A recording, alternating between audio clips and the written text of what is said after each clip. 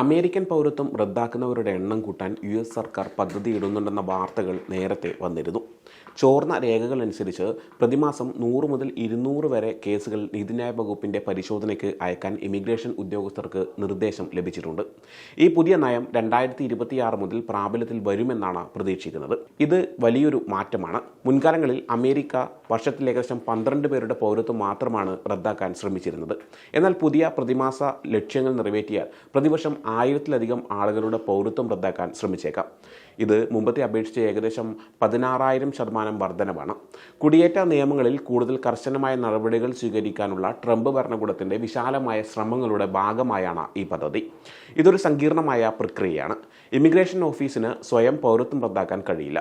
അവർ കേസുകൾ കണ്ടെത്തുകയും നീതിന്യായ വകുപ്പിന് ശുപാർശ ചെയ്യുകയോ നിർദ്ദേശിക്കുകയോ മാത്രമാണ് ചെയ്യുന്നത്. തുടർന്ന് കേസ് ഫെഡറൽ കോടതിയിലേക്ക് കൊണ്ടുപോകണമോ എന്ന് DOJ തീരുമാനിക്കും.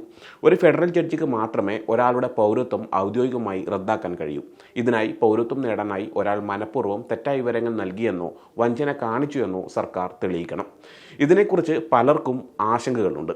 ചില വിദഗ്ധർ പറയുന്നത് ഒരു പ്രതിമാസ ലക്ഷ്യം അല്ലെങ്കിൽ ഒരു കോട്ട ഉണ്ടാകുന്നത് പ്രശ്നങ്ങൾക്ക് കാരണമായേക്കാം എന്നാണ്.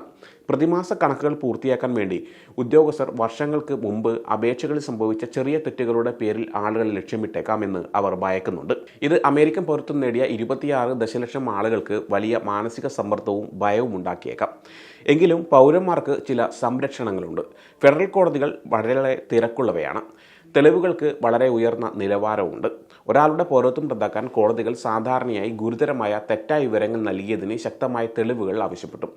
സംഘടിത കുറ്റകൃത്യങ്ങൾ അല്ലെങ്കിൽ മയക്കുമരുന്ന് കടത്ത് പോലുള്ള ഗുരുതരമായ കേസുകളിൽ ശ്രദ്ധ കേന്ദ്രീകരിക്കുമെന്നും സർക്കാർ പറഞ്ഞിട്ടുണ്ട്.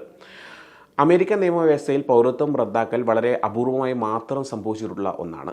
ഭീകരവാദം, യുദ്ധക്കുറ്റങ്ങൾ അല്ലെങ്കിൽ പൗരത്വം നേടുന്നതിൽ വഞ്ചന കാണിച്ച കേസുകളിൽ മാത്രമാണ് ഇത് സാധാരണയായി ഉപയോഗിച്ചിരുന്നത്. ട്രംപിന്റെ ആദ്യ ഊഴത്തിൽ ഏകദേശം 170 കേസുകളാണ് ഫെഡറൽ കോടതികളിലേക്ക് റഫർ ചെയ്തത്. ഇത് പ്രതിവർഷം ശരാശരി 15 കേസുകളിൽ താഴെയാണ്. ബൈഡൻ ഭരണകൂടം 2025 13 കേസുകൾ മുന്നോട്ട് കൊണ്ടുപോയി. അതിൽ 8 വിജയിച്ചു. 2026 നിർദ്ദിഷ്ട ലക്ഷ്യങ്ങൾ പൗരത്വം റദ്ദാക്കൽ കേസുകളുടെ എണ്ണം ഏകദേശം 1900% വർദ്ധിക്കും. മുൻ USCIS ഉദ്യോഗസ്ഥയായ സാറ പിയേഴ്സ് ഈ സമീപനം ലക്ഷക്കണക്കിന് സ്വാഭാവിക പൗരന്മാർക്കിടയിൽ അനാവശ്യമായ ഭയവും അനിശ്ചിതത്വവും വളർത്തുന്നു എന്നും അഭിപ്രായപ്പെട്ടിരുന്നു. അമേരിക്കയിൽ ഏകദേശം 26 ദശലക്ഷം സ്വാഭാവിക പൗരന്മാർ താമസിക്കുന്നുണ്ട്. ഇത് രാജ്യത്തെ 47.8 ദശലക്ഷം വിദേശ ജനസംഖ്യയുടെ ഏകദേശം 52%.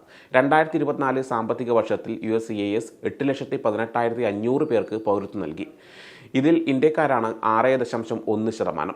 പൗരത്വം നേടുന്നവരുടെ ആദ്യ 5 രാജ്യങ്ങൾ Mexico, India, Philippines, Dominican republic, Vietnam എന്നിവയാണ്. മെക്സിക്കൻ കഴിഞ്ഞാൽ അമേരിക്കയിലെ രണ്ടാമത്തെ വലിയ വിദേശ ജനവിഭാഗമാണ് ഇന്ത്യൻ വംശജർ. 2023 കണക്കനുസരിച്ച് ഏകദേശം 2.9 ദശലക്ഷം ഇന്ത്യൻ വംശജർ അമേരിക്കയിൽ താമസിക്കുന്നുണ്ട്. 2023 ഏകദേശം 48% ഇന്ത്യൻ വംശജർക്ക് US പൗരത്വം ഉണ്ടായിരുന്നു. ഇത് എല്ലാ കുടിയേറ്റക്കാരെയും അപേക്ഷിച്ച് 52%-ത്തേക്കാൾ അല്പം കുറവാണ്.